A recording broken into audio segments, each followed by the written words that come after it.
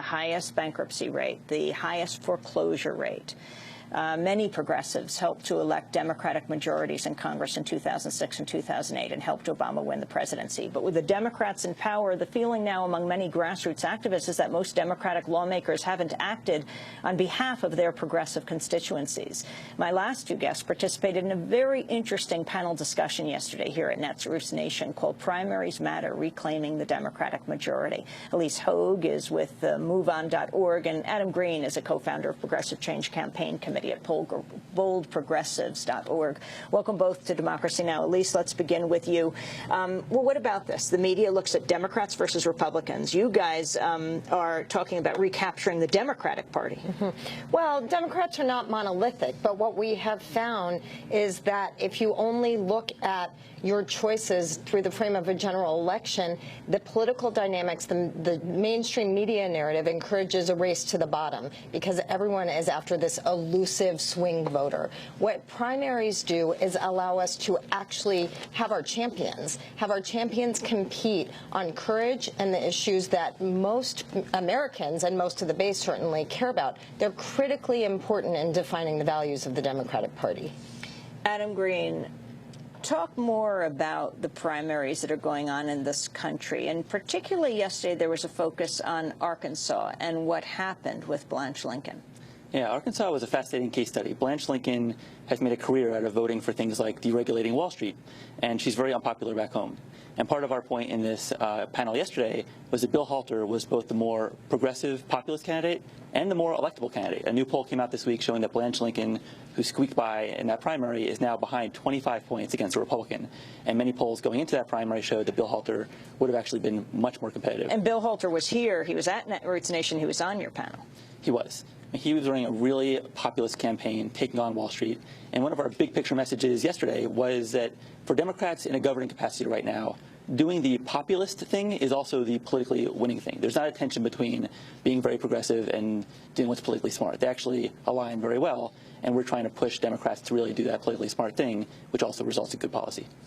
Ilyse Hogue, what about other primaries that are taking place? Well, I think Bill Halter was the precursor.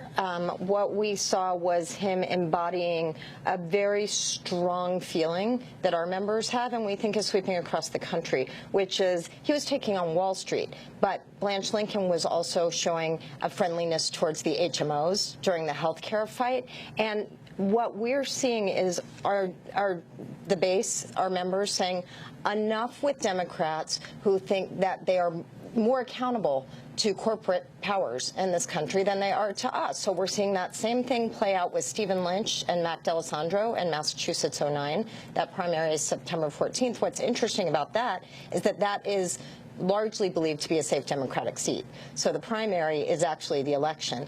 And Stephen Lynch, who is the incumbent, voted against the health care bill, even though at the end of the day, most of the Democratic base thought it would provide some relief. He did not do it as a champion for the public option. He was not there for the public option fight. Mac D'Alessandro has come in and he said, you know what, if we really want this democracy to be owned by the people and work for the people, we've got to do things. We've got to overturn Citizens United. We've got to actually get public financing. We've got to get lobbyists out of D.C. And I think that most Americans are looking for action on specific legislation like financial regulations, but they're also looking for people who are going to challenge the system because the system is not working for most Americans. Adam Green, take that further.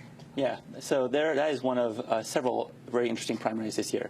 Our organization was formed specifically to help progressive candidates. One other good one is up in New Hampshire 2nd District, an open seat currently held by a Democrat. And what we have there is one very progressive candidate named Ann McLean Custer, has a real history of organizing the grassroots in the state on issues like women's choice and health care. And she's up against Joe Lieberman's national presidential co-chair when he ran for president, someone who will clearly be a blue dog, clearly be against us on most major issues of the day. So what a great contrast between a progressive and a blue dog. And progressives out there can really make a difference by learning about these campaigns, contributing, volunteering, It'll stuff like that. be interesting to compare what happens with Custer to what happens with Blanche Lincoln. Yeah, there's a multitude of things like this. Another great comparison is Elaine Marshall in North Carolina. Elaine Marshall is a progressive running for Senate. She beat the more conservative candidate, and a new poll came out yesterday showing that she is now ahead of her Republican incumbent opponent. Meanwhile, Blanche Lincoln is the incumbent, and she's looking like she's about to lose. So a progressive message is a winning message in 2010. And it's interesting because if you look at what happened on the Tuesday that Bill Halter unfortunately lost, two progressives won. Conway in Kentucky and Sestak beat Specter in Pennsylvania. And so one thing is this is a marathon, not a sprint. If we're really going to reclaim the soul of the party for the people, it's going to take a bunch of races. But the other thing is if you look at Sestak in Pennsylvania, the powers that be, the people who are most invested in the status quo have gone all out. We've seen AIPAC attack him. We've seen the Chamber of Commerce attack him. They see him as the harbinger of what's to come if the American people and the progressive base get their way. Adam Green, you worked for Bill Clinton in the White House? I was an intern in college. So talk about the role of Bill Clinton in coming back to Arkansas to support Blanche Lincoln against Bill Halter. Yeah, most people on the ground going into the runoff election in Arkansas thought that Bill Halter would win. He really had the wind at his back. He really had a great people power campaign. But in the final days, Bill Clinton came to town and held a rally for Blanche Lincoln. And that footage was used in a TV ad, and he also was used for get out the vote efforts on behalf of Blanche Lincoln.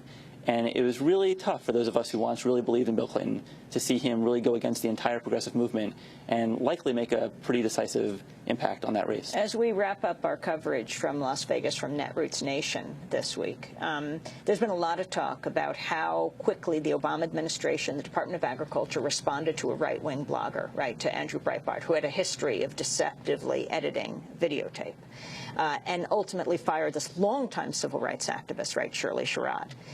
Now, of course, she's been offered a job back, egg on the face of the White House, the Department of Agriculture. Do you see President Obama responding in the same way to progressives, to progressive bloggers, Ilyse? No. No. However, we do hope that this week has been a watershed moment, not just for how the White House responds to the radical right who has shown no propensity for the truth whatsoever when attacking progressives, but also for the corporate-owned mainstream media who was falling all over themselves to cater to Breitbart's version of the story. Even after Sherrod had been exonerated, they continue to invite Breitbart on as though he's a credible source, and this has got to stop. We sincerely hope this week is a turning point in that. There's not much discussion of war here, not a lot of sessions on it. You know, I remember when Move On led this amazing campaign, Portray Us or Betray Us. Now that's been removed entirely from the internet because Bush's Portray Us has become Obama's Portray Us. He's heading the war in Afghanistan. What is Move On doing about the issue of war?